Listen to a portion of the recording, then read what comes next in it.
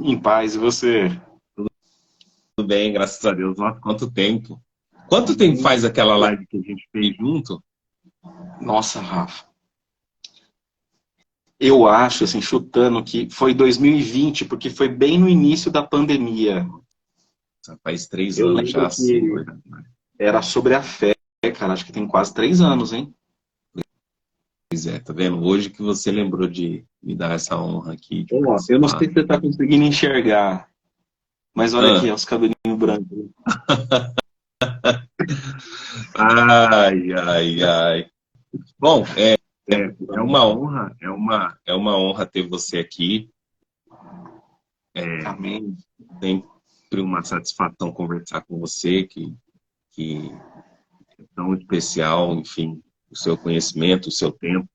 Agora, como pai de dois, eu sei que o tempo está escasso, né? Tá difícil. Por isso eu até peço perdão pelo Mas, atraso. O Romeuzinho vomitou, cara, agora há pouco. mas tá tudo bem? Tá tudo bem, ele come demais. Ah, então tá bom. Bom, enfim, queria te dar boas-vindas, esteja à vontade. Essa live é uma live um pouco de gratidão ao André aí, seu mano. Amém, André? Essa live Mano, é um pouco de gratidão, o grande esforço que nós fizemos, os influencers, né, do meio evangélico abraçaram a causa da Clarice, e Deus fez um bonito movimento, preparou essa quantia que eles precisavam para fazer a cirurgia. Essa live foi pensada até em contribuir de alguma forma, que ontem, quando a gente falou, ainda faltava um pedaço, mas eu sei que de ontem à noite até hoje de manhãzinha, tudo foi preparado, graças a Deus. Eu fiquei muito emocionado. Eu estava conversando com o Rafa, que é tio da Clarice, irmão do pai da criança, e eu falei, Rafa, falta muito, eu não estava conseguindo acessar o link e tal. Ele falou, Rafa, faltava 70 mil, e eles tinham ido viajar por fé, eles já tinham ido para o hospital, assim, crente que Deus ia aparecer. E eu falei, gente, temos que abraçar essa causa, e Deus preparou todas as coisas, fez um grande movimento através de você, da Alex, e tocou os corações. A missão 55 já ficou marcada. E hoje a gente vai falar um pouquinho sobre esse assunto, a missão da igreja, o que que é a igreja, a autoridade da missão da igreja, como que a igreja ela exerce essa missão, de que forma ela demonstra esse papel, né? Como que nós protagonizamos essa questão, o que são obras de justiça, tendo sempre, claro, né, o evangelho como centro da missão da igreja. Eu queria começar, enfim, se você puder nos dar a visão do começo, né? O que é a igreja, como a gente pode conceituar a igreja. eu tô olhando aqui pro lado porque eu não avisei ninguém que nós estaremos juntos aqui. Eu acho que é surpresa para muita gente. E aí Eu eu tô também não respondendo no avisei. WhatsApp. Eu não acredito, você está com Rafa. Para quem não é da década passada, eu e esse caríssimo, nós gladiávamos juntos na mesma arena. Então, essa é uma amizade antiga, né? Então, é surpresa para alguns aí. Rafa, primeiro agradecer pelo convite. Você, como eu já disse na outra live, né, de 3 anos atrás, você é uma pessoa que eu respeito e admiro muito. E é um prazer estar aqui. Esse convite é muito especial para mim. Saiba que você sempre soube disso, né, que está no meu coração. E esse convite para mim é uma honra absoluta. Eu espero estar à altura do convite. Que isso, eu que espero, tal. Quem somos nós? Hoje é festa na cidade, né? Eu estava vendo a conversa, isso do cavalo. Eu falei, assim, meu Deus, será que estão falando do cavaleiro amarelo aí? Meu Deus do céu. Não, mas esse movimento da. Eu não conheço a Clarice, que é a neném. Não conhecia até então, né, o Matheus, e não conhecia a irmã Débora. E aí eu soube pelo irmão Marquinhos de Barueri, que é Uhum. um aluno da LEC, um amigo também. E assim, eu sou recém-pai de dois, né? E aí, quando eu vi a foto da Clarice, ela é muito parecida parecida, assim, com a Eva, que é minha filha mais velha. Me deu um tchum, assim, sabe, Rafa? Um negócio, Sim. e aí a gente tentou contribuir de alguma forma. Mas, assim, o público que está aqui, o WhatsApp, o pessoal vai começar a entrar aí daqui a pouco, os alunos e tal, foram, nossa, o povo de Deus é alguma coisa, assim, incrível. Porque a gente conseguiu em 3 dias e pouquinho, 3 dias e meio, né? 135 mil, perdão, 137 mil reais, porque aquele vaquinha online tem uma taxa, e essa Sim. taxa é um percentual assim, é absurdo, é grande. Então precisou ser mais, e esse gás foi hoje. Então essa live é importante para quem quiser continuar colaborando com o combustível deles aí. Eles estão pela fé lá em Londrina, eu soube depois, você já é amigo deles, pode confirmar isso, né? Eles estão lá pela fé, hotel, então tem custas de combustível, alimentação para os meninos. Não sei se ela está mamando leite fórmula, como é que tá. Então, assim, gente, contribuição aberta. E para falar de um tema que é a igreja. Então eu vou pedir até para você me nortear, Rafa, porque é importante que você, é o seu público, né, aqui, Rafael e Café com Bíblia e tal, então você vai indo e eu vou sempre seguir o seu norte. Mas eu trouxe até algumas anotações rápidas, que hoje eu saí com a família, então eu fiz algumas anotações rápidas agora, antes de entrar, em momentos antes do Romeuzinho passar mal, porque normalmente quando a gente entra nesse tema de igreja, o ponto de partida, né, Rafa? Você traz aquele grego do eclésia e tal. Eu não vou muito por aí no grego explicando a etimologia ou a semântica da palavra, tá? Mas vai me norteando. Então, o que eu vou falar de forma interdenominacional, né? Ou seja, numa visão sem denominação, sem placa e tal. Existem vários tipos de igrejas institucionais, né? Então, você tem Deus de Amor, né? Você tem Assembleia, você tem Universal, você tem Adventista, Testemunho de Jeová, Mormons. Então, são dezenas de igrejas que são consideradas igrejas cristãs ou não cristãs. E uma matéria dentro da teologia que ensina sobre a igreja, essa matéria chama eclesiologia. Então, não são palavrões, tá? Eclesiologia, você conhece, mas para quem não ouvia muito esses termos, eclesiologia é uma matéria que estuda a igreja e a formação da igreja ao longo do tempo. O que é importante entender que todos nós, indo ou não indo em alguma instituição, nós estamos dentro de uma bolha eclesiástica ou eclesial. Tá? Então, assim, nós participamos de uma eclésia que é a igreja. Né? E essa eclésia, essa igreja, ela não nasceu quando a nossa instituição foi fundada. A fundação da nossa igreja, ela é muito mais antiga do que a gente acha que é muitas vezes. Então, a igreja é formada por todas as pessoas que professam a mesma fé que a nossa. E nesse caso, é a fé em Cristo. Né? Eu acredito que estou falando aqui para um público 100% cristão. 100%. Até que algum aluno aqui, que tem alguns alunos que não são, me chamem, né? Mas a maioria, eu diria que é a maioria cristã. O André Vieira Gomes entrou agora, é um amigo católico, por exemplo, e já estou para ser padre. Então, no caso do André, ele está numa eclésia, ou seja, numa bolha eclesial católica, romana. Mas, enfim, todos nós que proferimos a mesma fé em Cristo, a mesma fé em Yeshua, em Jesus, nós fazemos parte de uma mesma igreja. E essa igreja foi fundada em algum momento. Aí a primeira pergunta que normalmente as pessoas fazem é: essa igreja institucional, ela foi fundada em Jesus? Aí a resposta que não é uma resposta óbvia, quando eu falo das bolhas, é que não existe uma interpretação única, uma linha única, né? No Introdução à Teologia, a gente sempre fala, existem alguns pontos que a teologia vai convergir. Todo mundo concorda. Existem alguns pontos que a gente vai falar que são pontos binários, né? Pontos que existe uma linha e existe outra. Se eu cravar como verdade absoluta, a outra escola teológica está cravando uma outra verdade absoluta. E é uma guerra infindável, tricotomistas e dicotomistas. Aqui nós temos um calvinista e um arminiano. Não há uma definição. Mas o que une arminianos e calvinistas, tricotomistas e dicotomistas, é que Jesus trouxe a salvação. Sim. Então a teologia ela tem os seus pontos de convergência. E é nesses pontos de convergências que a gente é feliz. E que a gente vai conseguir levar esse papo de uma forma muito bonita.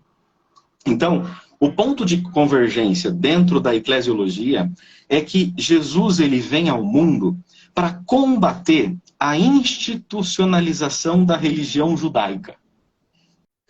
Além disso, ele vem para trazer uma boa notícia, inclusive para os judaizantes, que tinham como ponto central de adoração a Deus, Yahvé, ou Yudvé Vaviré, o templo sagrado construído por Salomão.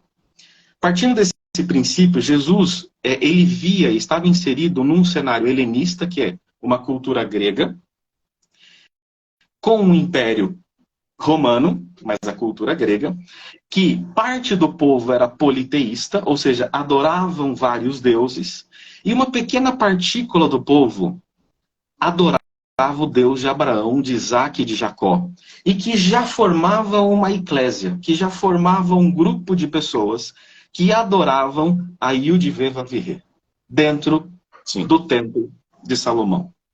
Quando Jesus está dentro desse cenário, que nós chamamos esse cenário de caos perfeito, o mundo estava de ponta cabeça, olha, o mundo tinha conhecido Calígula, Tibério, e tantos outros imperadores, Júlio César, tantos imperadores romanos, que destruíram a moralidade do mundo, que corromperam as ordens da moralidade.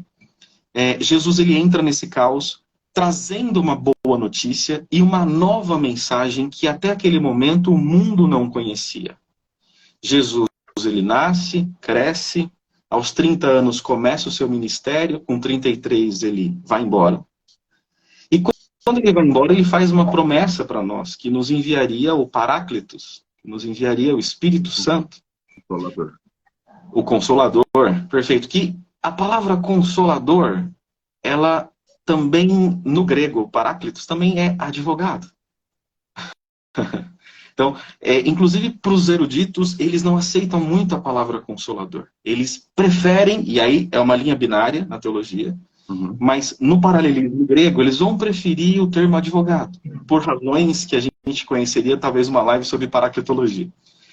Mas o ponto-chave, Rafa, no meu ponto de vista, e fica à vontade, é que a igreja não tinha um nome ainda. Ela tinha uma mensagem. Existia uma filosofia de vida judaica, existia uma filosofia de vida romana.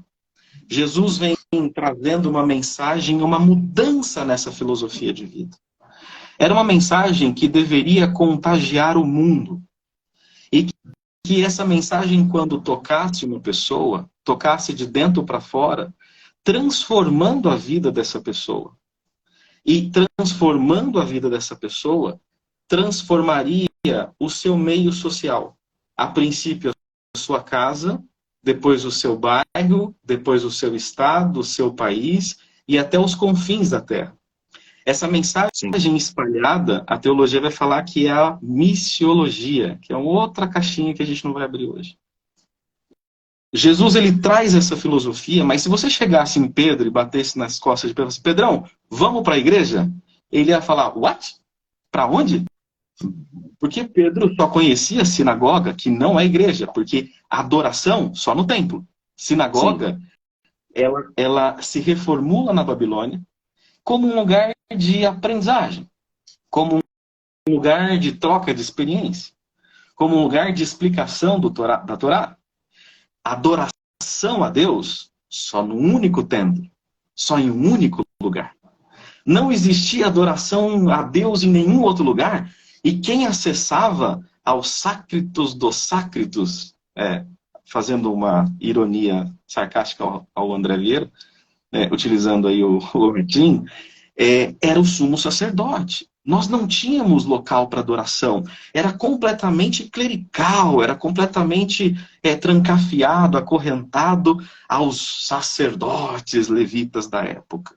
Com base nessa informação, Jesus ele vem falando o seguinte, sai do templo e entra na mensagem. Sai da pedra e entra na letra. Sai da pedra e entra em espírito. As pedras do templo. E a gente vai saber que o templo é destruído várias vezes e fundamentalmente no ano 70 por Vespasiano.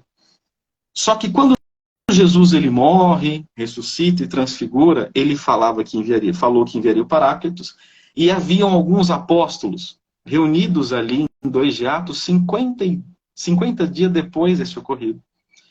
E ali o Espírito Santo desce. E quando o Espírito Santo desce, 120 que estavam ali reunidos ouviram a mensagem talvez mais linda da Bíblia, que é a pregação cristocêntrica de Pedro em 2 de Atos. Talvez o texto mais bonito da palavra.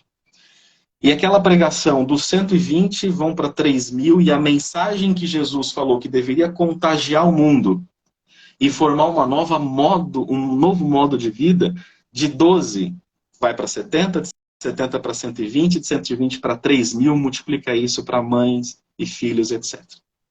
Só que aí tem um problema.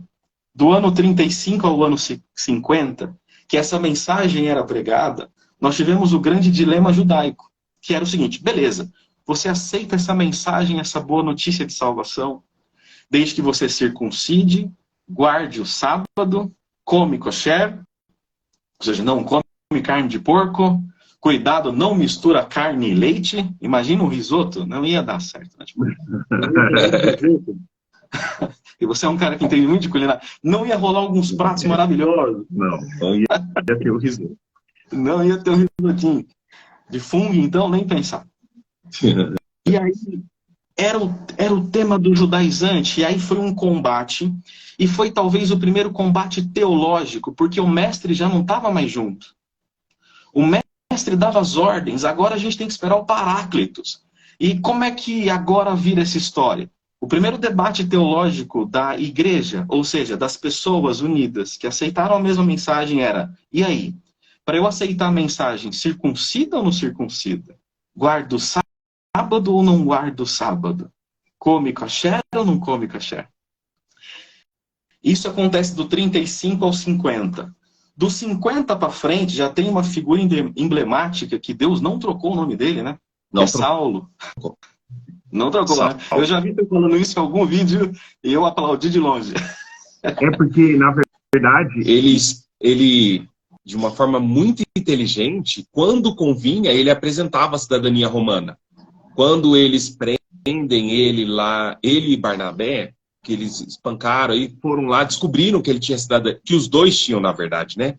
Os dois tinham a cidadania romana. Mas, então pode sair daqui e tal. Não. Eu quero que você chama os governadores e agora, porque eles inclusive poderiam ser mortos, né? Então ele nunca deixou, mas pode prosseguir, por favor. Não, mas esse ponto que você traz é maravilhoso, Rafa.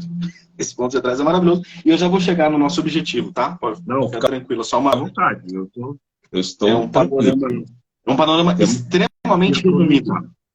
É extremamente resumido mesmo. O ano 50 para frente já tem essa figura emblemática de Saulo, pregando por um povo conhecido como gentil. E o que é o gentil? Gentil é o cara que não é judeu. Sim. Gentil é o cara que estava dentro da cultura helenista, adorando vários deuses, que uma vez foi Zeus, depois ou Astarte, né? Enfim, para os mais antigos. Depois virou Zeus, ou Gaia, para o grego, ou Urano, ou Cronos. Tem todo um cenário mitológico grego, Astarote, Afrodite. E o romano tinha muitos deuses. E cada deus tinha um templo em Éfeso, um templo em Colosso, um templo em Tessalônica, um templo em Laodiceia.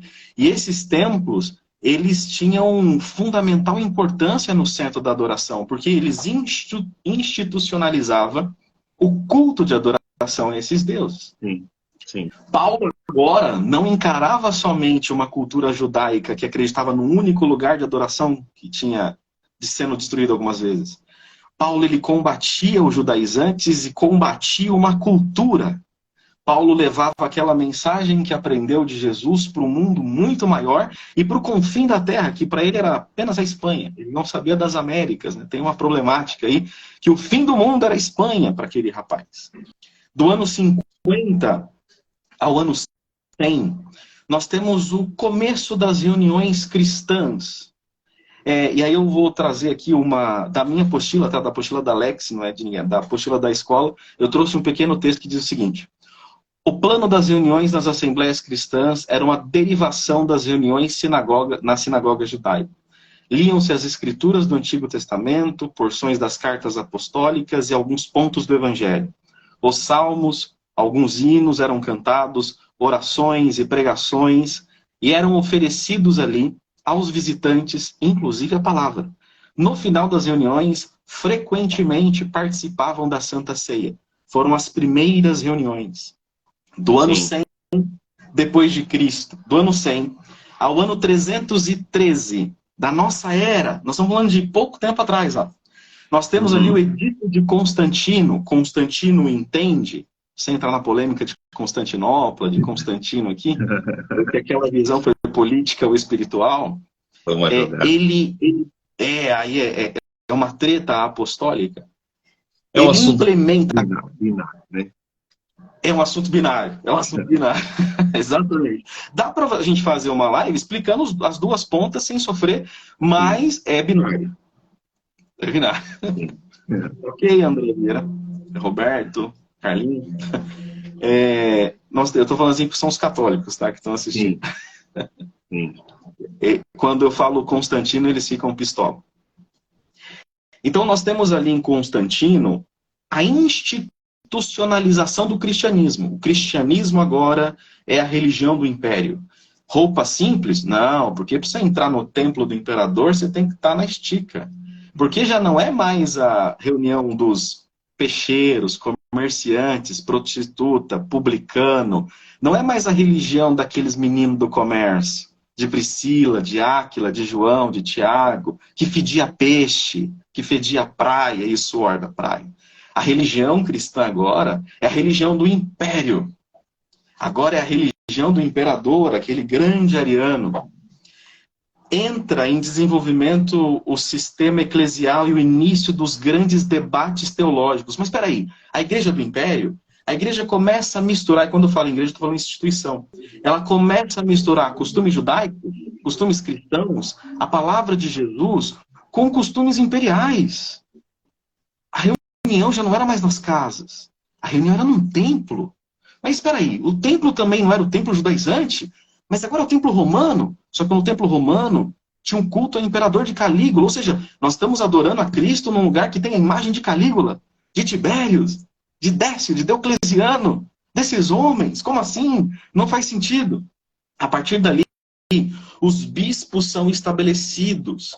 Antioquia, Esmirna, Éfeso, que são grandes líderes que nascem dessa igreja institucionalizada. Alguns antes, que a gente está saltando muito na história, né? A gente está saltando grandes passos na história para chegar aonde a gente quer chegar. Então você tem ali, pós-João morto, o João de Patmos, que morreu velhinho, na ilha de Patmos, por morte natural, o único sortudo, que morreu tranquilo, igual a Elizabeth, a rainha da Inglaterra, morreu de boa. Porém, nós temos Policarpo de Esmirna, nós temos ali Inácio de Antioquia, nós temos Atanásio, Eusébio de Cesareia, que são as bases da teologia cristã. Tudo que a gente acha que descobrimos, tudo que a gente acha que interpretamos, esses já trabalhavam. Tem alguns livros de capa verde, empoeirado, que já exerciam muitas e muitas horas. Jerônimo, que traduziu a Bíblia para o latim durante 30 anos numa caverna em Belém. Agostinho é da sua escola, né? Necessário. Talvez o maior, de Hipona. Talvez o maior. Você tem ali talvez o maior, eu tenho que concordar. De 325 a 1965. Estamos falando, meu pai já era adolescente, já estava querendo namorar a mãe. Queria casar com a mãe. Agora, a igreja passou por vários... Igreja institucional romana passou por vários concílios para tentar trazer de volta a nascente do que a Bíblia dizia. O que Jesus de fato estava querendo dizer? Nós nos perdemos, Rafa. Nós nos perdemos em Constantino I, no Constantino XI. Nós nos perdemos em Helena, na mãe de Constantino. Nós nos perdemos nos templos de Sofia em Constantinopla. nós nos perdemos nos cultos imperiais, nós nos perdemos nas vestes, nós nos perdemos nos costumes romanos, no combate dos otomanos com os romanos, e nós nos perdemos loucamente. Só que no meio disso, antes de 1975, há um grande cisma. Pulei em 1054, Romano e Constantinopla. Mas entra ali os reformadores, né? Savonarola, John Hus, Whitefield, e o mais pop e youtuber da época, que era Lutero, que era o grande Instagram, o menino do Facebook da época. Ele carrega a fama da reforma. É que nem eu na Alex. Quem carregou as doações foram os alunos. David, Débora, Josué, Marquinho. Alex fez nada. Os alunos da Alex fizeram tudo, gente. Tudo, absolutamente tudo. Rafa, os seguidores do Café com Bíblia, André. É que se eu citar algum nome, eu vou deixar outro. Então, todos os alunos, em certa medida, participaram muito.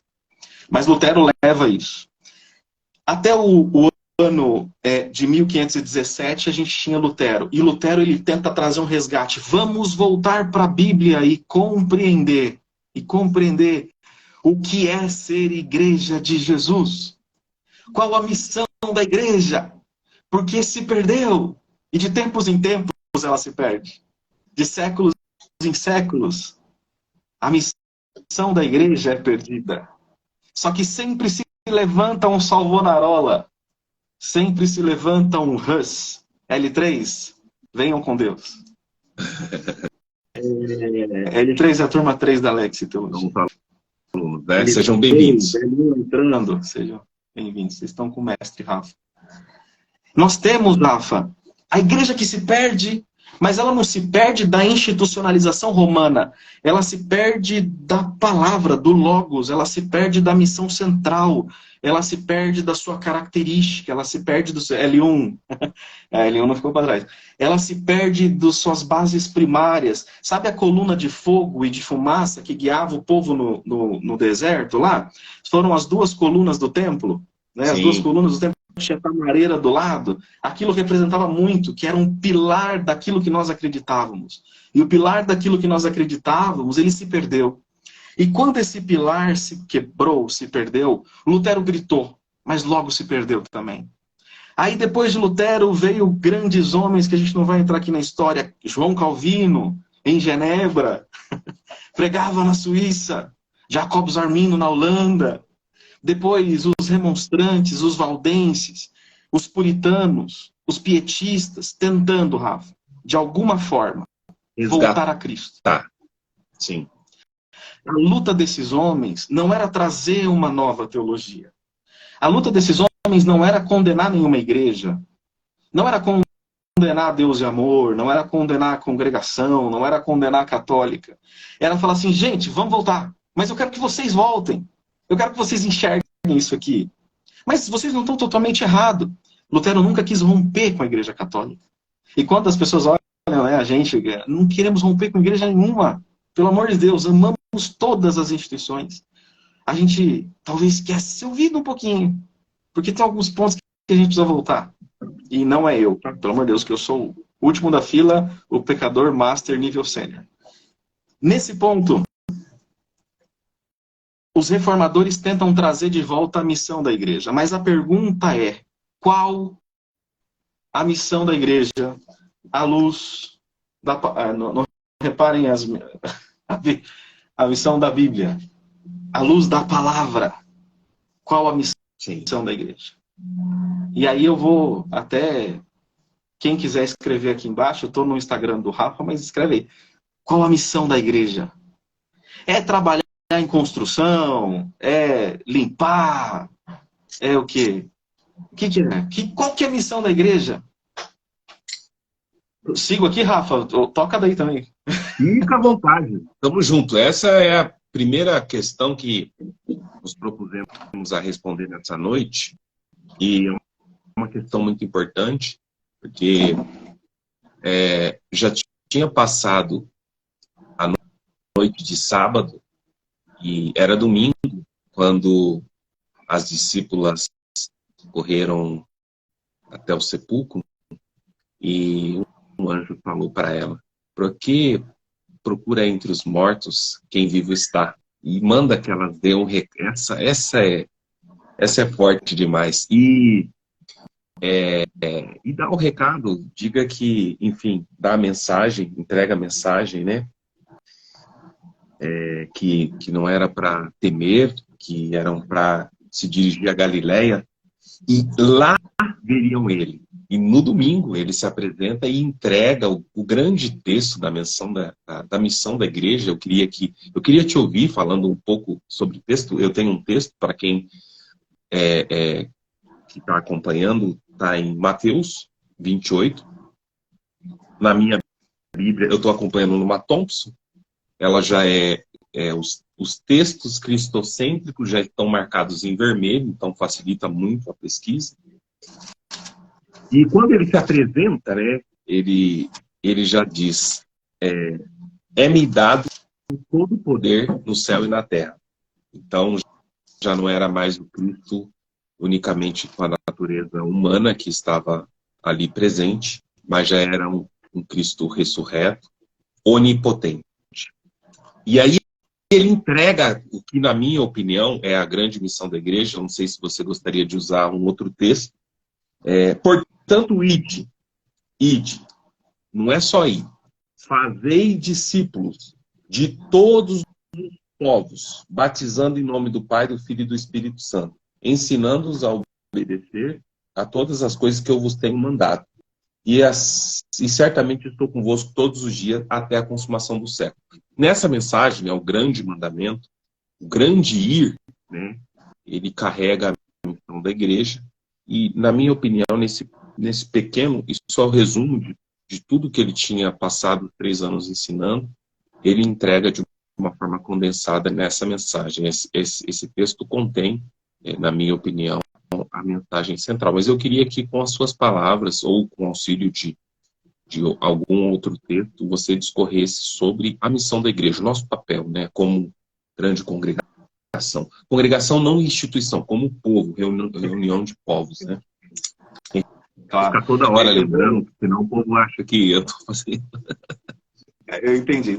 Não, acho que o pessoal está calejado. Eu ia trazer exatamente esse texto, né? Tá até marcado aqui que eu ia trazer para você. Para chegar nesse ponto textual, Rafa, é importante separar, no meu ponto de vista, 2 grandes aspectos, né? Uhum. Primeiro, acho que a gente já separou bem. A palavra igreja era ela desconhecida, biblicamente falando, né? Então, a palavra igreja, ela nasce, ela é muito jovem, e ela é, a palavra, tá, gente, pelo amor de Deus, eu não sei achar um outro, ela é pobre do ponto de vista da mensagem. Uma eclésia, um grupo, não é capaz de sustentar dentro dela a mensagem dela. Então, a mensagem que a igreja deve levar é muito maior do que qualquer comunidade. É muito maior. Então, é absurdamente maior.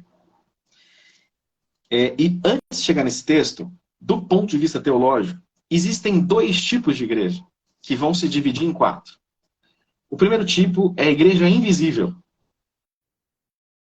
A igreja invisível é a igreja que nós não conhecemos.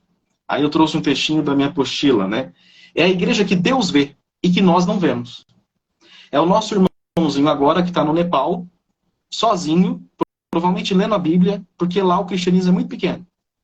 E para a gente entender a igreja invisível, universal, eu vou utilizar 2 Timóteo, e aí pela primeira vez indo para onde nós gostamos, ó, capítulo 2, versículo 19. Eu estou usando a padrão da CCB, que eu trouxe a JFA. Eu não uso essa Bíblia, tá? Eu uso a NTLH normalmente, ou a de estudo do John Wesley, tá?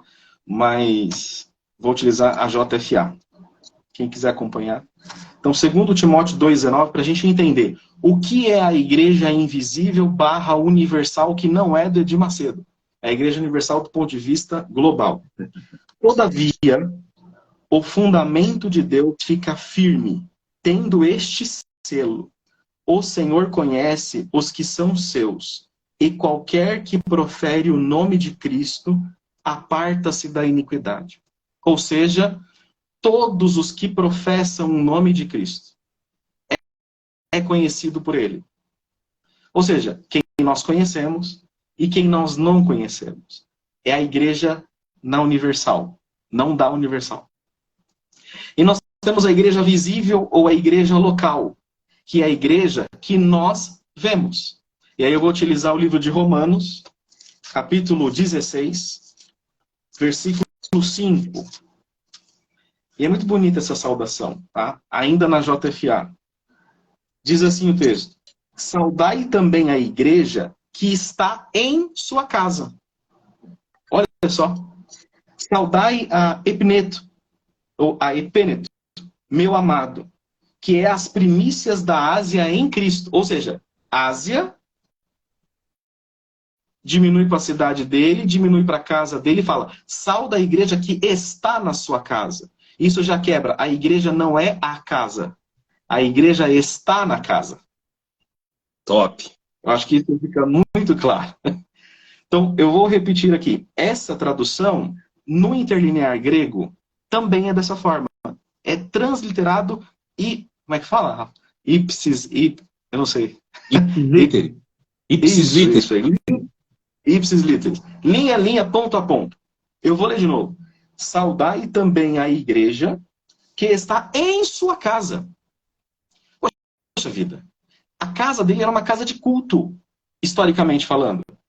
E ele não está saúde a sua casa. Não, eu não saúdo a casa. Eu saúdo a igreja que está nessa casa. A igreja, lá no nosso ponto 1, é todos que professam a fé em Cristo. Todo aquele que professa a fé em Cristo seja saudado na casa de Epêneto. Então, esta é a igreja visível, a igreja local. Então, a igreja ela nunca vai estar reunida simploriamente na casa de Epêneto, na casa de Susana, na casa de Priscila e Áquila, na casa de João Marcos, de Barnabé, ou na prisão de Paulo. Mas a igreja, nesse momento, está no presídio, está na clínica, a igreja, nesse momento, está na live do Rafa, a igreja, nesse momento, ela está na penitenciária, ela está no Hospital do Câncer, ela está lá com a Clarice, com o Mateus e com a Débora. A igreja estão nas casas, professando Cristo, ansiosos pela segunda vinda, pela parousia, ou harpazo, depende se você é pré ou pós, ansiosos por esse advento. Independente das nossas dualidades, a ansiedade é a mesma. Se você é pré, se você é pós, pouco importa. Se a sua ansiedade de para-brisa é o retorno dele, essa é a ansiedade da igreja. Então, qual que é a missão tríplice, que vai ser uma missão quádrupla da igreja, do ponto de vista técnico-teológico? Mas é bíblico, e nós vamos ver isso textualmente. A primeira missão da igreja, e isso quando eu falo do ponto de vista teológico, é Eusébio de Cesareia que trabalha, é Tomás de Aquino que trabalha, aí de Tomás vai passando. Sabe aqueles caras que tentaram assim, vamos sugar a missão da igreja dessa institucionalização romana? Eles vêm trazendo, e aí os eruditos vêm pegando, e gente, vamos voltar para os pais, vamos voltar para os clássicos, né? Vamos ler as Confissões de Agostinho, História Eclesiástica de Eusébio, vamos voltar para o Didaquê, para o Código de Hammurabi. Então, qual que é esse retorno nessa missão tríplice? A primeira, mas, queridos, uma coisa importante, igreja visível e igreja invisível. Existem muitas igrejas invisíveis que professam a mesma fé que nós professamos. Aonde essa igreja está? Para que nós possamos nos reunir na mesma casa. Fazer um café com Bíblia. Se você emparedar com Votorantim ou Cimento CSN, você vai conhecer um meio social de convívio. Vão virar os seus amiguinhos, que é legal. Sabe aquela turma que a gente anda, né, Rafa? A gente na mocidade e tal, ou não, já casados, né? A gente andava. A igreja vira uma escola, vira uma faculdade. E é legal, mas ela não é isso. Se a igreja virar um clube, que eu vou reencontrar os amigos, vou lá, né, fazer aquela coisa social, e a pizza depois e tal, nós não estamos sendo igreja. Nós estamos distantes da mensagem, porque é crente pregando para crente, movimento de oração, crente pregando para crente, culto de busca de dons, crente dando dom para crente, culto de libertação da Deus e amor aqui embaixo, Crente pregando para crente. Só que, se a missão da igreja, vocês disseram aqui no chat, é o ID, nós estamos indo para onde? Para onde nós estamos indo? O que os pais vão falar? Primeiro ponto. Com relação a Deus, a primeira missão da igreja é adorar. Efésios 1. Efésios 1. Eu estou falando mais alto, Rafa? Eu me empolgo, você me conhece, né? Não, fica à vontade. Para mim tá tudo certo. Então, eu estiver falando, vocês me falam no WhatsApp. Efésios 1, versículo de número 12. Com o fim de sermos, olha só, com a finalidade de sermos, para louvor, ou seja, nós somos para louvor da sua glória. Nós, os que primeiro esperamos em Cristo. Ou seja, quem está esperando em Cristo primeiro, adora. Então a igreja, ela adora, de dia e de noite. A sua igreja tem adoração? Ou o cântico é antropocêntrico? Ou o cântico fala dos homens? Ou o louvor fala de homem? Ou a pregação fala de homem? A missão, e eu não sou o que estou falando, Tomás de Aquino, Inácio de Antioquia, Eusébio de Cesareia, fala, a primeira missão, adoração. O hino é para Deus? O louvor é para Deus? A pregação fala de Deus? Pregação é adoração. Oração é adoração. Jejum é adoração. Você mostra quem é seu rei. Você mostra de quem você é servo. Aonde está a adoração da igreja? Para sermos, nós somos a adoração. Segundo ponto importante, e aí os calvinistas gostam muito dessa. Meus irmãos calvinistas. Com relação aos cristãos, Colossenses 1, versículo 28. Eu vou agradar os amigos, né? Mas não sou eu, não. Isso aqui é Calvino. Mas não a gente lê, né? 1 Coríntios, no versículo 28. Muita atenção aqui, Rafa. Se você quiser ler na sua tradução, lê na sua tradução. Coríntios? Não, perdão. É Colossenses. Colossenses 1, versículo 28. A ele anunciando, admoestando e ensinando a todo homem em toda a sabedoria, para que apresentemos todo homem perfeito em Cristo. Segunda missão é edificar o homem.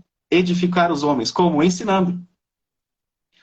Ou seja, a igreja ensina ser perfeito. Não você perfeito, mas perfeito em Cristo. Sim. A igreja que você frequenta, a instituição que você frequenta, a igreja que você está ensinando alguém a ser perfeito em Cristo? Está te explicando a palavra? Está te ensinando a palavra? Ela tem cuidado na edificação? Ela tem cuidado do ensino da palavra? Saiu da pedra e está na letra? Saiu do templo e está na Bíblia? O templo caiu, gente. Vou ler na JFA porque é muito ruim, cara. A JFA é muito ruim, Rafa. Eu vou ler nela. A sua está muito boa. Olha só como é que está difícil na JFA. A quem anunciamos, admoestando, a palavra rebuscada, né? A todo homem, e porque admoestar parece corrigir, né? Mas não é nesse sentido de correção. E ensinando a todo homem em toda a sabedoria, para que apresentamos todo homem perfeito em Jesus. Como é que nós vamos apresentar os homens perfeitos? Nem nós somos, e nem o que está em nós é. Mas se nós já entendemos o perfeito, a mensagem é a mensagem sobre ele. E se a mensagem sobre ele contaminar o outro, ele é perfeito em Cristo. E assim, ele sendo igreja, ele vai contaminar o mundo com essa nova mensagem.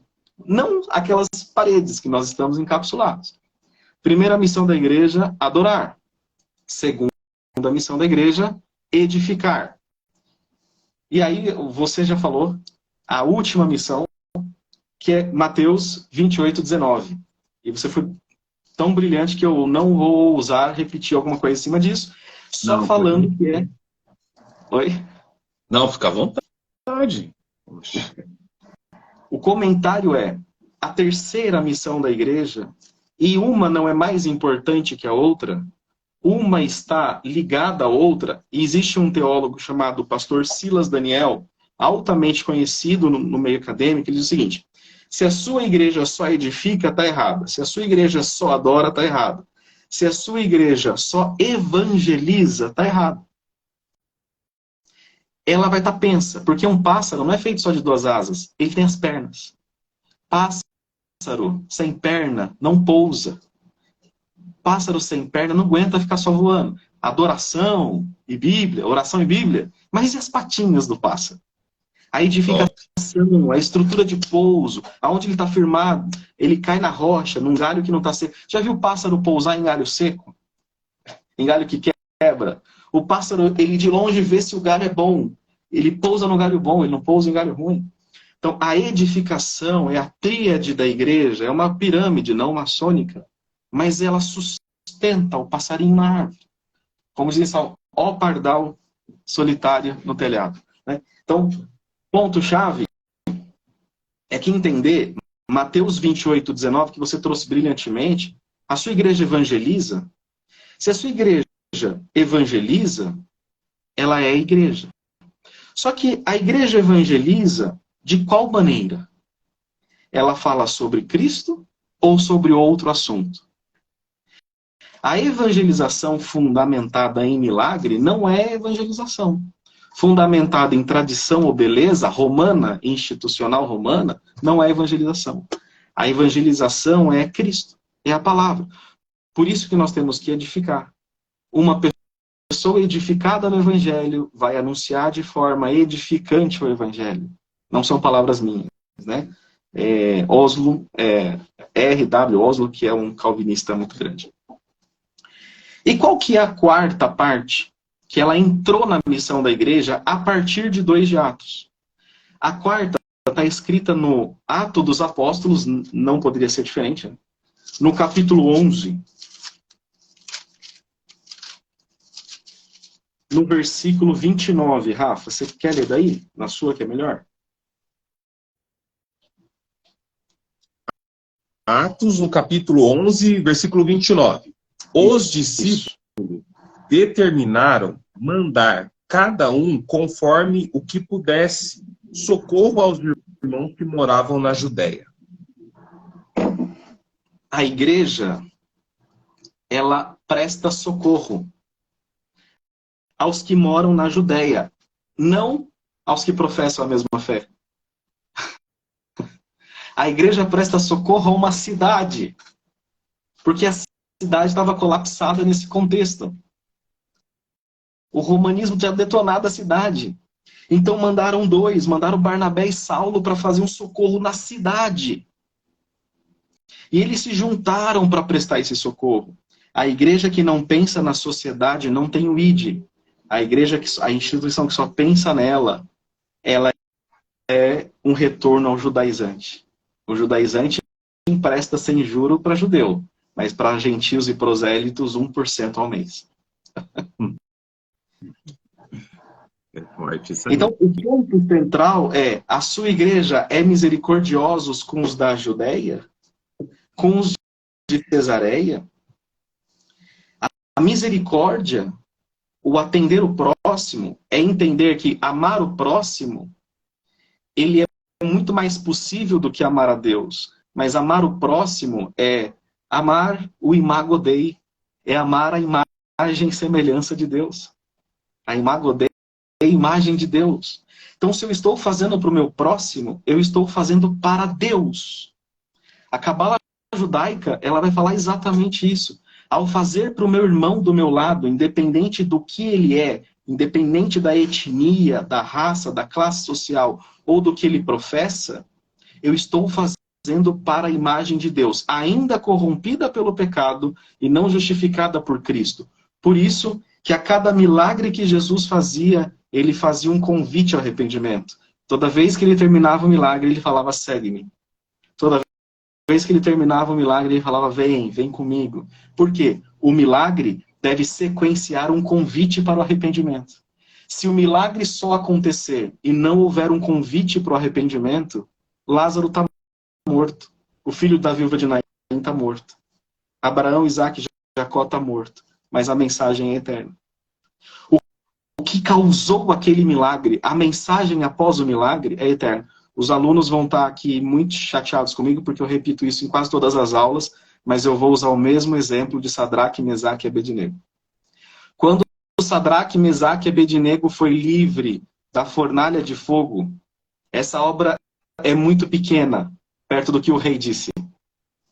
Porque quando o rei traz os três, ele olha e fala, a partir de hoje, todo o reinado se dobrará diante do Deus de Sadraque, Mesaque e Abednego. O povo se prostra. O convite ao arrependimento de uma nação através de milagres. Sadraque, Mesaque e Abednego estão mortos. A fornalha não os deteve, mas a morte os deteve. A primeira morte os deteve. Mas o convite ao arrependimento daquele povo os transportou do reino da morte para o reino da vida. Então a Clarice é um convite. Você que está fraco, que está batido, desistiu de igreja, está chateado porque o pastor roubou, porque o ancião mentiu. Volta. Para com isso. Cristo está te esperando de braços abertos. Não é uma instituição. Vai na instituição que você sentiu alegria, mas volta. Ame quem te tacou pedra. Beije quem virou as costas para você. Abrace. Então, o milagre da Clarice, a missão 55, essa missão não é para Clarice. A Clarice é um instrumento de Deus para mostrar o amor de Deus para com o homem e a mulher. E que esse amor agora está sendo repartido para essas 135 pessoas no ao vivo. Então, Jesus está de braços abertos. Se essa live não fizer um convite, essa live não prestou para nada. Então, há um convite. Cristo te ama e está de braços abertos. 4 pontos. Adoração, edificação, evangelização, ministério de misericórdia. 2 Coríntios, capítulo 8, versículo 4. Por favor, Rafa, na sua. Pedindo-nos com muitos rogos o privilégio de participarem desse serviço que se fazia para com os santos. Esse serviço é um serviço de coleta para as pessoas em necessidade à igreja de Corinto. Ou seja, eu peço para participar. Então a igreja, eu recebi R$1 no Pix para transferir para o Mateus. Esse R$1 tem que ir. Você, 1 quilo de alimento não perecível, leve 10 pacotinhos de miojo. Não sei se isso dá 1 quilo, mas sei lá, leve.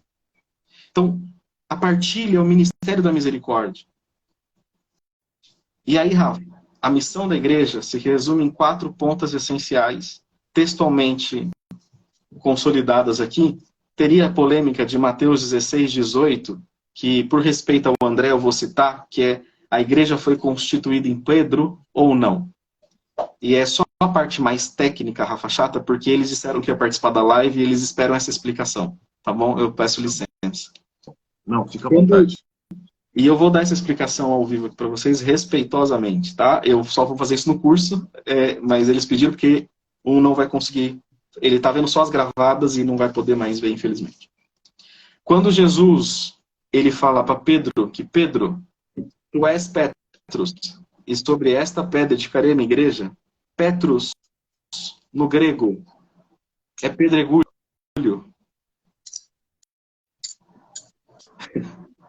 Nenhuma casa é edificada em pedregulho.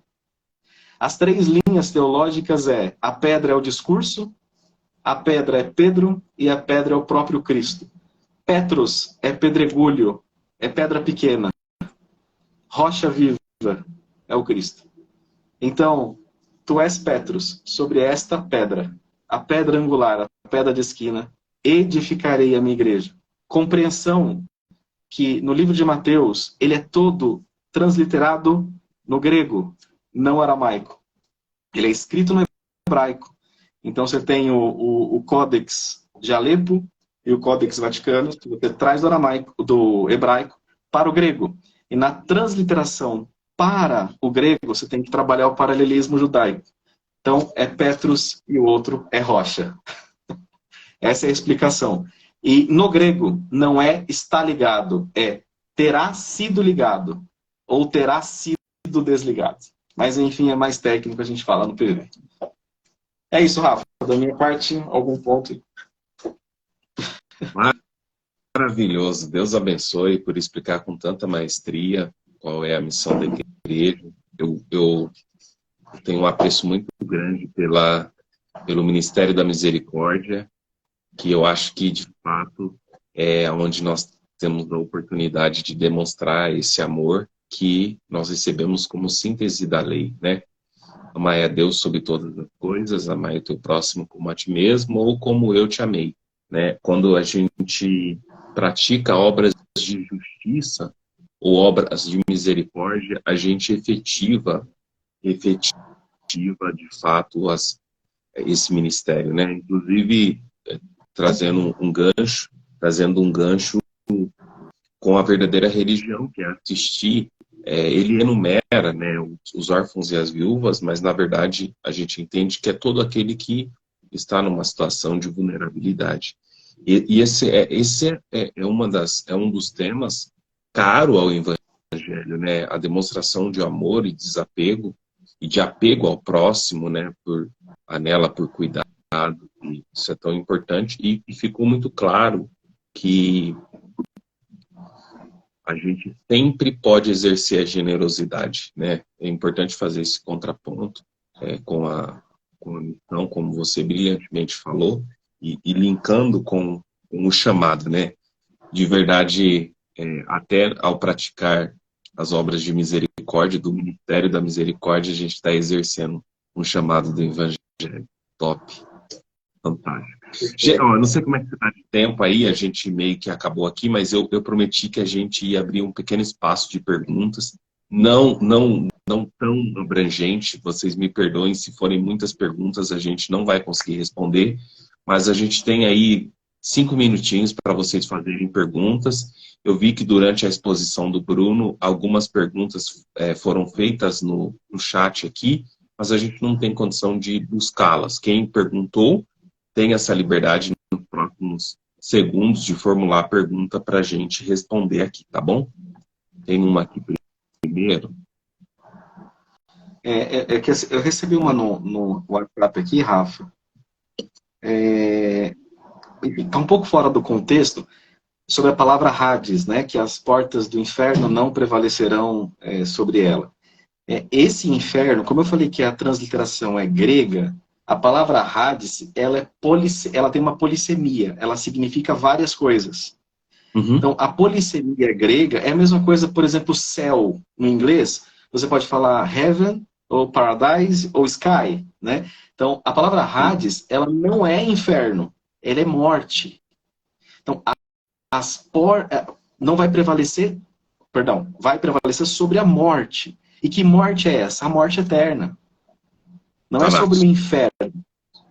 Exato. Então, esse Hades polissêmico é a morte. Todo aquele que crê em Cristo, confessar com a sua boca que Ele é o Filho de Deus, arrepender-se e abandonar a prática pecaminosa, você está ligado. E o que te liga no céu, obviamente, é o Evangelho. O Leandro perguntou se você poderia indicar uma Torá comentada. Eu não... Então, assim, a Torá comentada, eu normalmente não indico, porque a Torá comentada de verdade, ela vamos dizer, ela vai ter muita inclinação, sabe? Assim, toda a Torá comentada, ela vai inclinar muito, porque o judaísmo, ele tem o racidismo, você tem o neo-ortodoxo, o ortodoxo, você tem várias linhas do judaísmo. Então, assim, eu recomendo você leia a Torá, e depois encare se você conseguir o Talmud. O Talmud talvez seja mais próximo dos comentários da Torá, é o Talmud.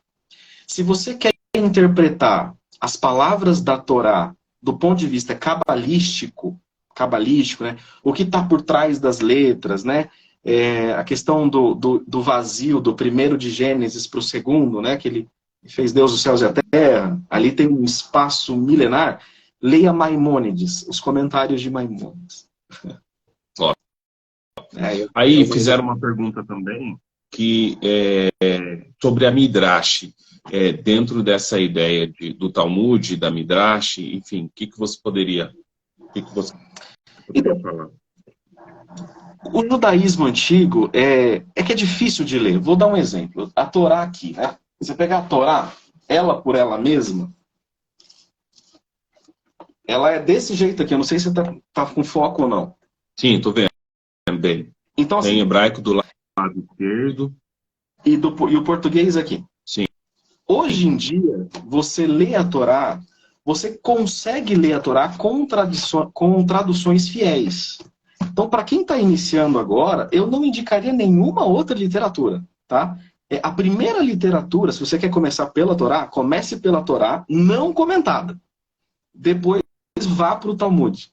Depois vá para o Talmud. Essa é a primazia da recomendação dos primeiros textos, né? Talmud, quando você fala, são todos os volumes. Todos os volumes. Todos os volumes. Tá bom. Né? O que acontece? O que acontece muito com estudantes de teologia ou entusiastas bíblicos, né? Isso no começo, né, Rafa? Não para os cabelo branco aí, que tem muitos aí na live. Ele tem muita informação, muito dado. Você tem um monte de dado, né? Então você tem um comentário de Swagart, você tem um comentário de Spurgeon, você fica perdidinho, você fica perdido. Então você precisa procurar uma linha de interpretação. Vá nessa linha de interpretação, nessa leitura bíblica, do começo ao fim. Depois que você terminou, leu uma, vá para outra. Vou dar um exemplo. Tem gente que está estudando o calvinismo, começando por um livro calvinista, né? Panorama do calvinismo. Tem que começar em Agostinho. Comece nas confissões agostinianas, as 10 pontas. Você vai entender aonde, porque o calvinismo não é calvinismo, ele é Agostinho, puro. Então, começa em Agostinho, e aí você vai entender como Calvino pega aquela teoria, rebusca ela, teologicamente, e entrega para nós uma riqueza absoluta.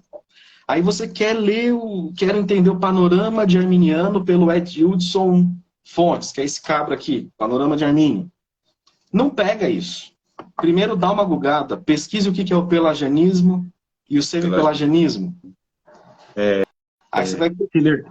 Sinergismo, né? Tem muitos pontos de sinergismo também. Depois desse ponto, compreenda quem foi Jacobs Armínio. Não foi ele que escreveu as 5 pontas, ele não gostava do termo livre-arbítrio. Quem vai trabalhar isso são os remonstrantes. Então, procure uma linha só, procure uma Bíblia só, procure um dicionário único. Depois você parte para outro. E aí, paulatinamente, vai indo, sempre acompanhado de um bom manual. Eu recomendo esse manual aqui. O manual ele é fundamental, até para a leitura da Torá. Manual de Halley. Por quê? Você vai estar lendo lá o livro de Colossenses. Se você não entender o contexto, você vai tomar banho. Porque, outro ponto, 2 de Atos dos Apóstolos, que a gente citou aqui. Como é que aqueles 3.000 batizaram? A Bíblia não cita. O manual vai pegar a arqueologia bíblica e vai trazer que existiam mikvês, 40 mikvês que encontraram com as fozes das mikvês, etc. E tal. Então, assim, quer partir para o Midrash? Não faça isso. Vai na Torá, não comentada, leia ela, debruce sobre ela, sofra, depois você parte para o Talmud. Deixa eu pincelar mais uma aqui.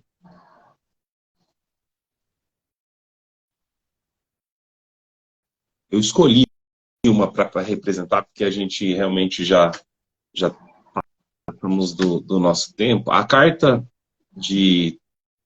o texto de 3 de Apocalipse, verso 7, era para a igreja de Cristo ou para os judeus? Responda essa questão. Olha, Apocalipse 3, 7, a igreja de Filadélfia, né? A pergunta que se faz ali é o seguinte. Primeiro, por que esse texto está na Bíblia?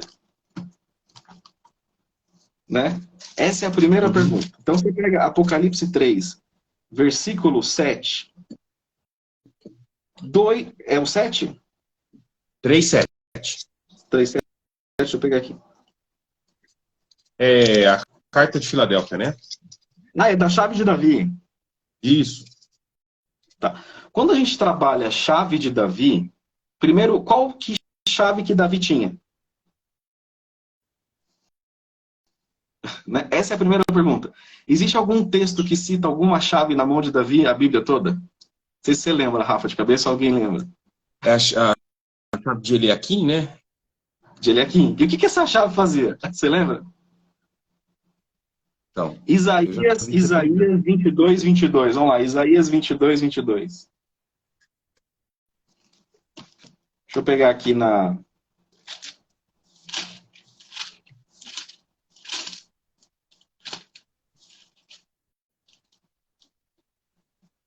Olha só, vou ler aqui. Ó. E porei a chave da casa de Davi sobre o seu ombro, e abrirá e ninguém fechará, e fechará e ninguém abrirá. De quem Isaías 22 está falando? Cristo. É a chave hermenêutica. A chave de Eliakim é o seguinte, Davi ele tinha sobre si o reino. Aonde ele entrava, abria-se duas... É que tem um nome que se dá duas filas, né? Uma fila da direita e uma fila da esquerda. Quando Davi entra para buscar Mefibosete em Lodebar, a tradição judaica vai dizer que duas filas se fizeram e eles batiam palma, brum, brum, para avisar a cidade que o rei estava chegando. Então, o rei não precisa de abrir porta. O rei não toca em maçaneta. O rei ele está parado e as portas vão se abrindo. Então, a chave de Eliakim é a chave 24, que não... né? Exatamente. 24. Exatamente.